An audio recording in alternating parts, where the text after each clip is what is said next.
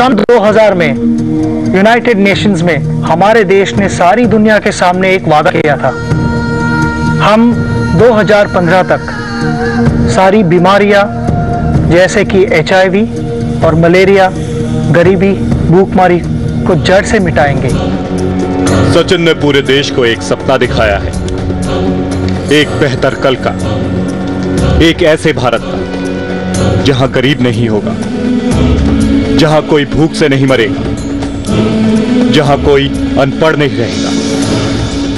वक्त कम है, क्या सचिन का सपना पूरा हो पाएगा? तो सांसदों की तनख्वाह 3 गुना बढ़ रही है। दिल्ली में शीला सरकार ने मंत्रियों और विधायकों का वेतन बढ़ाने का प्रस्ताव उपराज्यपाल के पास भेज दिया है। लेकिन क्या नेता उस वादे को निभा पाएंगे जो 10 साल पहले भारत ने दुनिया से किया था? भूख मिटाने का, गरीबी, अशिक्षा और बीमारियां खत्म करने का। तो आइए इसी पर देखते हैं, मिशन 2015 कैसे खत्म होगी गरीबी।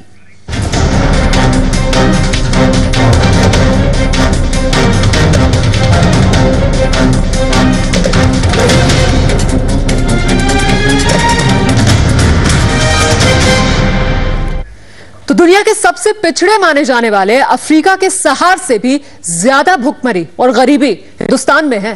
हर साल 20 लाख बच्चों की 5 साल की उम्र से पहले कुपोषण की वजह से मौत हो जाती है। भूखमरी और गरीबी हटाने की संयुक्त राष्ट्र की मुहिम में जी न्यूज ने अब एक नई पहल की है। सन 2000 में यूनाइटेड नेशंस में हमारे देश ने सारी दुनिया के सामने एक वादा किया था। सचिन का सपना है गरीबी हटाने का। 2015 तक स्टार बल्लेबाज सचिन तेंदुलकर के अलावा कई और सितारे हैं जो देश से गरीबी का नामो निशान मिटाने की जी न्यूज की मुहिम में साथ आ जुड़े हैं। इस मुहिम के पीछे हैं वो आंकड़े जो किसी भी इंसान को सोचने पर मजबूर कर दें। ये आंकड़े बताते हैं कि देश में हर साल 20 लाख बच्चे भूख से मरते हैं। 1000 में 72 की मौत जन्म के वक्त हो जाती है। जन्म के वक्त होने वाली मौतों के मामले में भारत, बांग्लादेश और श्रीलंका से भी नीचे है। देश में 7 राज्य ऐसे हैं जहां हालात बदतर हो चुके हैं, जिनमें बिहार, झारखंड, छत्तीसगढ़ और महाराष्ट्र जैसे राज्य हैं। हर साल भूखमरी रोकने के लिए अरबों रुपए खर्च करने वाला संयुक्त राष्ट्र भी सरकार के कामकाज से नाराज है। Make a noise for millennium development goals की आपने ये विकास लक्ष्य पाने के लिए, पाने के हक में आपने वादा किया था, अभी वो पूरा करने का समय आया है। गरीबी हटाने के लिए सितंबर में दुनिया भर के देशों की बैठक होगी। साल 2000 में दुनिया के 189 देशों ने 15 साल में गरीबी हटाने का संकल्प लिया था। लेकिन पिछले 10 साल में अमीरी और गरीबी के बीच खाई और गहरी हुई है।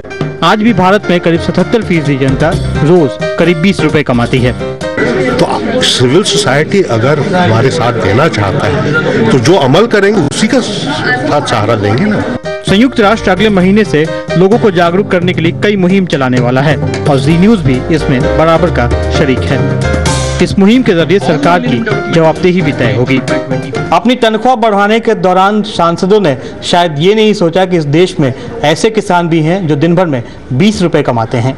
और मुंशी प्रेमचंद के शब्दों में, भारतीय किसान गरीबी में पैदा होता है और गरीबी में ही मर जाता है। ये बात 50 साल पहले कही गई होगी और आज भी उतना ही सच है। शैलेश रंजन, जी न्यूज, दिल्ली। और इस चर्चा को आगे बढ़ाने के लिए हमारे साथ मौजूद हैं 4 खास मेहमान। कांग्रेस के नेता मणिशंकर अय्यर, विनायक पिंपल जो कि संयुक्त राष्ट्र मिलेनियम कैंपेन के रीजनल डायरेक्टर हैं। हमारे तीसरे खास मेहमान हिंडोल सेनगुप्ता, फाउंडर वाइपोल, और साथ ही ऑक्सफैम इंडिया एनजीओ की सीईओ निशा अग्रवाल भी इस चर्चा में हमारे साथ शामिल होंगी। बहुत बहुत स्वागत है आप सभी खास मेहमानों का। लेकिन आइए सबसे पहले आपको बताते हैं कि जी न्यूज ने वाइपोल के जो सर्वे किया है साथ में मिलकर उसके किस तरह के नतीजे सामने आए हैं। जी न्यूज ने वाइपोल के साथ 37 शहरों में 5000 लोगों से सवाल पूछे और उनकी राय जानने की कोशिश की। तो पहला सवाल हमने लोगों से पूछा, गरीबी शब्द सुनते ही उनके जहन में पहली तस्वीर क्या आती है? 27% ने कहा है झोपड़पट्टी, 24% ने कहा भूखे बच्चे, 22% ने अपने जवाब में कहा सड़क के भिखारी।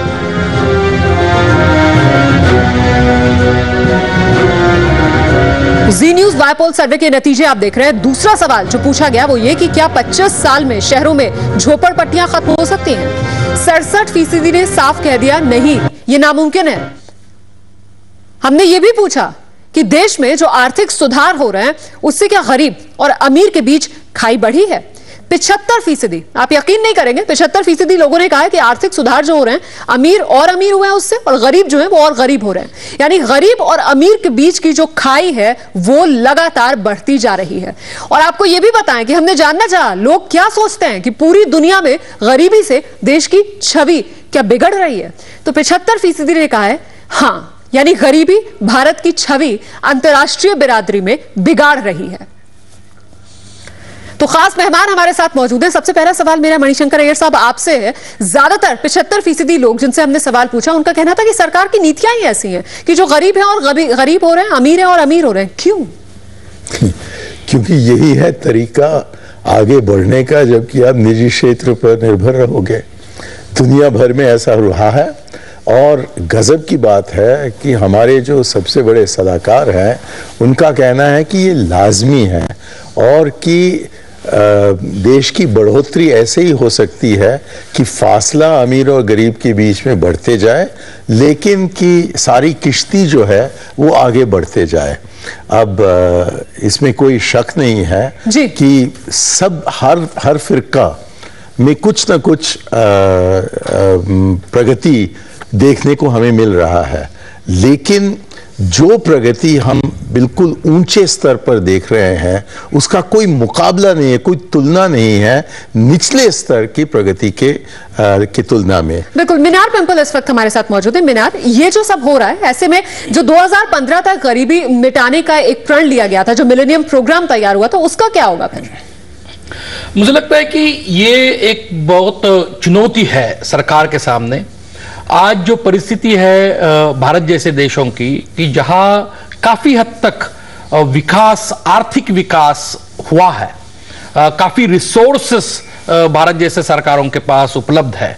सवाल है कि वो रिसोर्सेस में से कितना हिस्सा सोशल सेक्टर, सामाजिक सेक्टर्स के लिए, क्षेत्र के लिए, जहां शिक्षा का सवाल हो, स्वास्थ्य का सवाल हो, पानी का सवाल हो, वो मुद्दों को लेकर कितना लगाया जाता है। क्योंकि यही मिलेनियम डेवलपमेंट गोल्स है कि ज्यादा से ज्यादा लोग गरीबी से ऊपर आए, भूखमरी न हो, बच्चे कुपोषित न हो, शिक्षा सभी का, लड़के लड़कियां सभी का अधिकार हो। यही मिलेनियम डेवलपमेंट गोल्स का है। बिल्कुल। हिंडोल सेन गुप्ता इस वक्त हमारे साथ मौजूद है। हिंडोल, आपने खुद ये सर्वे किया है, वाईपोल से आप जुड़े हुए हैं, ये बताइए कि ये जो मिलेनियम डेवलपमेंट गोल्स थे, इन्हें हासिल करने के लिए राजनीतिक इच्छा शक्ति को कितना अहम मानते हैं लोग? मणिशंकर जी हमारे साथ हैं, तो मैं उन्हीं के वो काफी एक चीज बता रहे हैं कुछ महीनों से, मैं वो उसी का उदाहरण लेना चाहूंगा। आप अगर कॉमनवेल्थ गेम्स देखें तो वो एक बहुत ही अच्छा उदाहरण है, और मणिशंकर जी हमारे साथ है, वो बताएंगे और विस्तार से जरूर इस प्रोग्राम में कि ये जो कॉमनवेल्थ गेम है, मैं मयूर विहार में रहता हूं, ये आपके स्टूडियो के बहुत ही पास रहता हूं। ये जो आप अगर मयूर विहार की ब्रिज देख ले, जिसके ऊपर बहुत दिनों से, बहुत महीनों से हम देख रहे हैं पेंटिंग हो रहा है, काम चल रहा है, वो अगर उस पैसे का अगर अब 10% भी हमारी जो सरकार है, जो नेता है, वो अगर 10% त्रिलोकपुरी के स्लम में